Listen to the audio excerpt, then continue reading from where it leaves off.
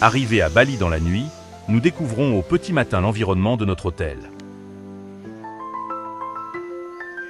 Celui-ci est situé, en pleine nature, au milieu des rizières.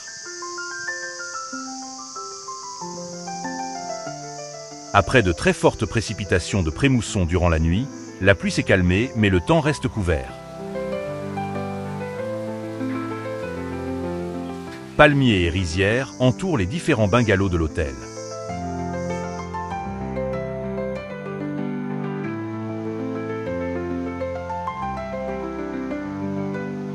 Certaines parcelles sont en cours de production, tandis que d'autres sont en préparation. Ici, à Bali, on peut planter le riz toute l'année et assurer 3 récoltes par an. Les pousses de riz sont parfaitement plantées et alignées au cordeau.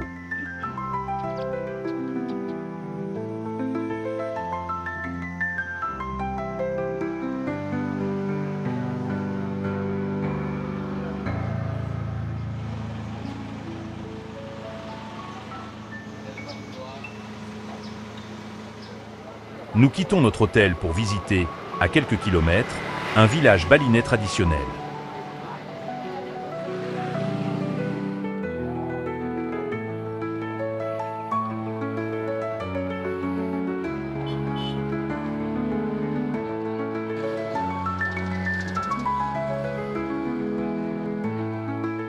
Depuis la rue, nous apercevons les premières constructions à l'intérieur d'un mur d'enceinte. Déjà, nous remarquons la présence dans ces lieux de nombreux signes religieux.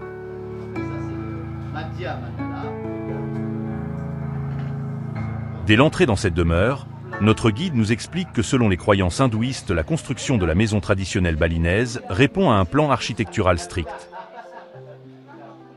Ainsi, l'orientation spatiale et la hiérarchie des constructions constituent des considérations fondamentales dans ces propriétés au sein desquelles vivent plusieurs générations.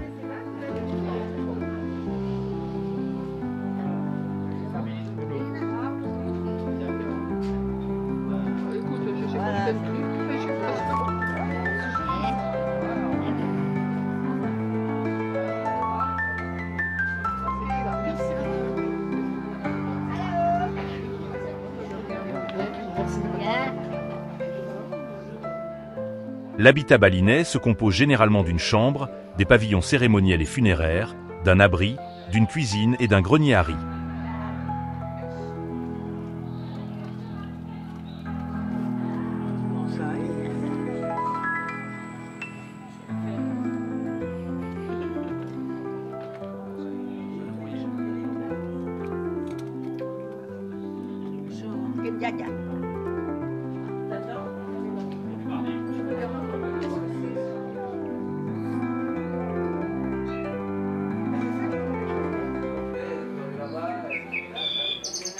Mon vieux, tu serais bien mieux dehors.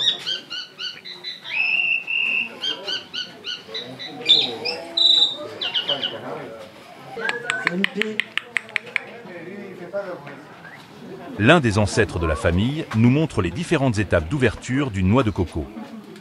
Et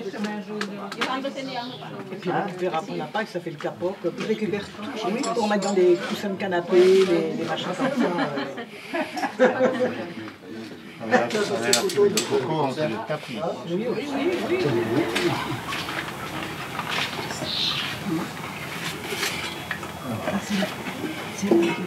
Pour cuisiner, ça donne le goût, mieux goût. Hein. Pour le brochette, tout ça, pour cuisiner. Et tape dessus. Moi j'ai essayé une fois. Ah, ça coule. Ça coule le lait.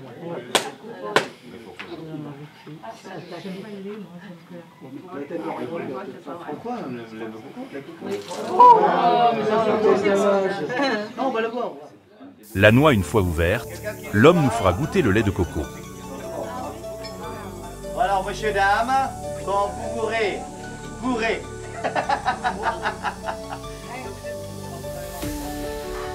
Nous changeons de maison pour rejoindre une propriété voisine où nous assistons à un entraînement de coqs de combat, spectacle très prisé ici à Bali. Dans la cage, parce qu'ils sont agressifs. Si on laisse comme ça, c'est bagarre tout de suite. Ah non, hein. On va utiliser pour combat. Ici, comme le coq, comme j'ai dit, fait partie de la cérémonie. Hein. Ça s'appelle le sacrifice. Le combat. Oui, c'est ça.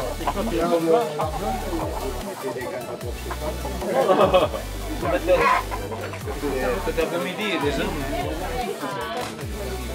Non, quand on est fatigué. C'est comme le coq qui gagne. Il est mort. Pour appeler le commandant. Oui. Comme le cheval, quoi. Oui, parce que. Ils sont fatigués. Ils sont fatigués, ça y est. Mais c'est vite fatigué, c'est pas. À gauche, à gauche, à gauche, droite, droite, droite, droite, droite, droite, gauche, gauche, gauche, allez, on commence. Ah. Allez, Regardez. Ça suffit. Ils sont fatigués, hein? Oui. Ah ben, il fait chaud. Il fait chaud, ils sont fatigués, mais enfin, Puis nous gagnons une exploitation agricole, non sans avoir chacun été doté à l'entrée d'un bâton et d'un chapeau pointu.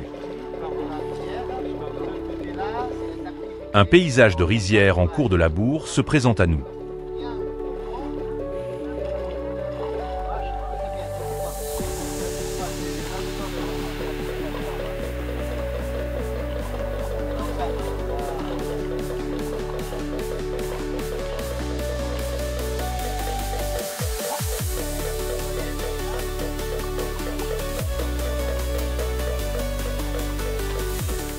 Les paysans proposent même à certains d'entre nous de mener ces attelages, composés de 2 bœufs robustes qui tirent une charrue et retournent laborieusement ces parcelles constituées d'un mélange de terre et d'eau.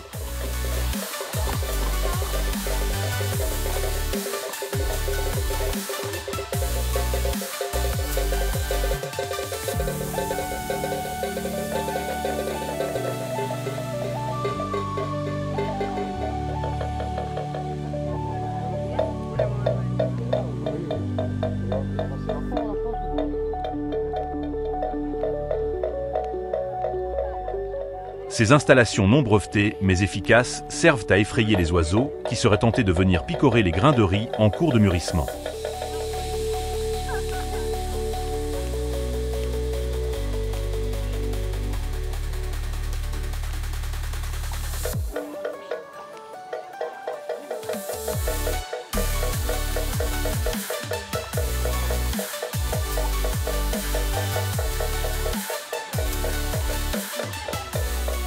On aperçoit parfaitement l'effort déployé tant par l'homme que par les bœufs pour progresser dans cet environnement vaseux.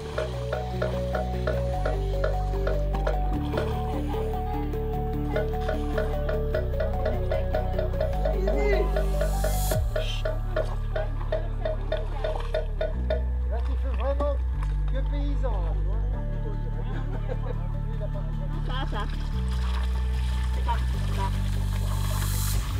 la brosse, c'est les sangs.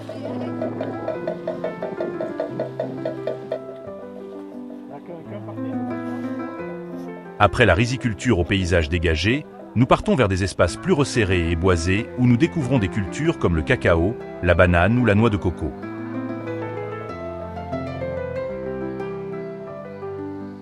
Un vieil homme âgé de 76 ans nous gratifie d'une montée en haut d'un palmier, à la force des bras et des jambes avec pour seul appui un bout de corde reliant ses pieds.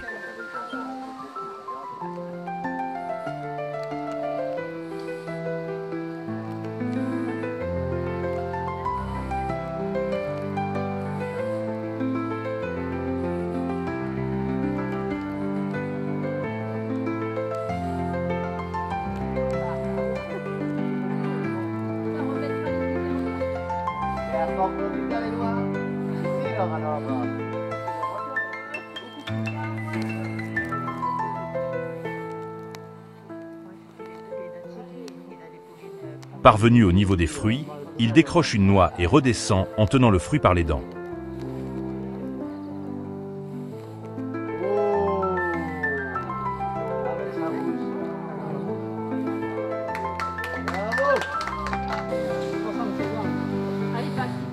Bel exemple de force et de courage pour un homme de cet âge.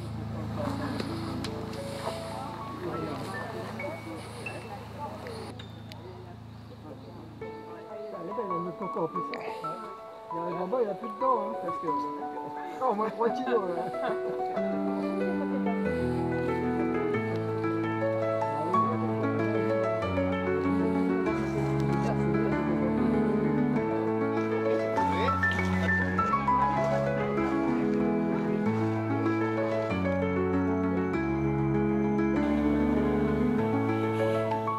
Nous terminerons cette matinée particulièrement chargée à la découverte de l'habitat et des cultures locales par un repas servi au sein même de cette propriété. Il en restera qu'un.